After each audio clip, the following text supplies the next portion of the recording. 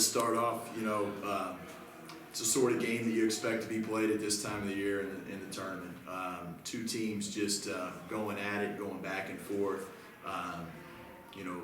Both teams I thought went on a couple runs at different times. Both teams answered those runs. It was a physical game. We knew that we really have to compete to not get bullied on the glass. And while we gave up 14 of them, I felt like sometimes they came in bunches on us. Late, we came up with some big ones when we needed to. So obviously, you look at that stat, a little bit frustrated with how we handled the basketball. Thought we turned it over. Just we're a little careless with it at times. But, it's kind of the nature of this team. A lot of times, we've talked with you guys after ball games, and there's been things that we wish we would have done a little better. But fortunately, we've a lot of times been talking about those things in the confines of a win, and that was it again tonight. I think that this is probably the toughest team that I've ever coached, and probably the grittiest team. We're not always real easy on the eye. We must have been up against the back end of the shot clock 10 times tonight. We're unselfish, and sometimes we just continue to pass the ball. We got to look at the rim sometimes, but it's not always perfect. But great perseverance, great grit.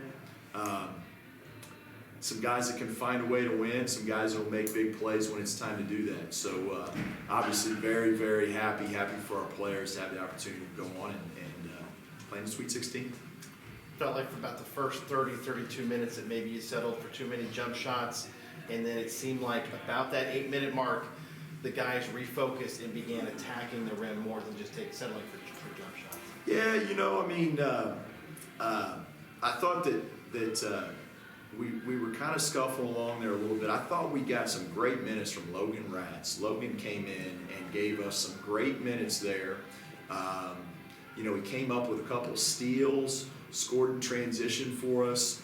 And I think kind of, it was a battle. I think combination, you're always kind of talking about, can you get to some stretches in the game where you match up some stops defensively with some scores? And I thought finally at that point, we were able to do that a little bit. We got to take better care of the basketball. It's driving me nuts, we basically made enough plays when we had to. And you mentioned Logan. You ended up playing Logan and Cam together a lot there toward the end. That's not something you've done a lot. No, with Logan, for us to be where we are, we wouldn't be there without Logan. And when Logan played during that time when Cam was hurt early in the year, simply outstanding. He's Conference Player of the Week in our league. And the challenge that we sometimes have is some of our offensive package. Cam is outstanding at it at the 1, and we're a little bit limited on what we can call when he's in there at the 2. And so when we went back to Levi, and obviously everyone knows how I feel about Levi as a defender and what he gives to us, but at that point in time, I think it was as much as anything we wanted to go back to Levi and have Cam at the 1. Logan had been great for us, but we wanted to have all of our playbook kind of at our disposal a little bit more, and so that's why we did that. But some great minutes from him right there, no doubt. Talk about the play from Nick. He came in. Especially Corey. It looked like a couple times he maybe got tired a little bit, and because they were big, they had a couple big guys. Talk about his play when he came in. Yeah, Nick battled. The play that stands out to me is the offensive rebounds. Yep. And they're probably thinking about that same play yourself. I think we shot and missed, he got it back, and then I think he took a shot and missed, and he went and got it back, and I can't remember exactly what the result of that play was, but just great effort from Nick. It's unique. We go through the whole season at our level, and we play with 6 timeouts, and so you got 6 timeouts as a coach at your disposal, and then you get in the tournament, you got the media timeouts, and you can only take 3 timeouts the second half, so. There's early in the game, my goodness, we were tired. If I'd had 6 timeouts, I'd have used one. But you're a little reluctant to use them. I thought we played tired at stretches today. Both teams were going at each other. And, I'd like to maybe get Nick in there. We got to get Nick in to get Corey a blow some, so he just doesn't wear down all the way. And so when we put Nick in, if he'll offensive rebound for us and defend, that's really what we're asking him to do at this point in his career, and he's done a pretty good job of that for us. Yeah, you mentioned that first half felt tired.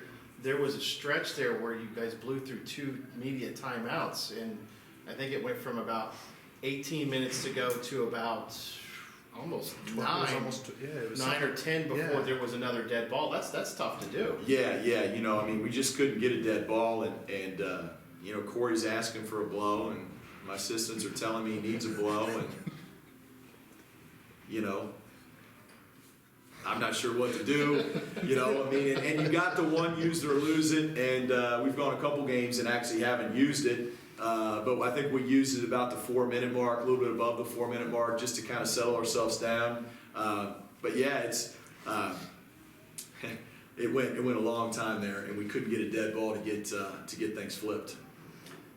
Playing in the second weekend of the NCAA tournament, it's been a long time for Hanover. It's been a long time for you personally. Talk about this. This is exciting. It really is, and I've told you guys this kind of all year long as we've gone along. This team has been like as much in the moment as any team that we've had, and that's not the only reason why we're going to get to continue to play. I mean, we've got some players that can make plays. I think we get down and we try to guard.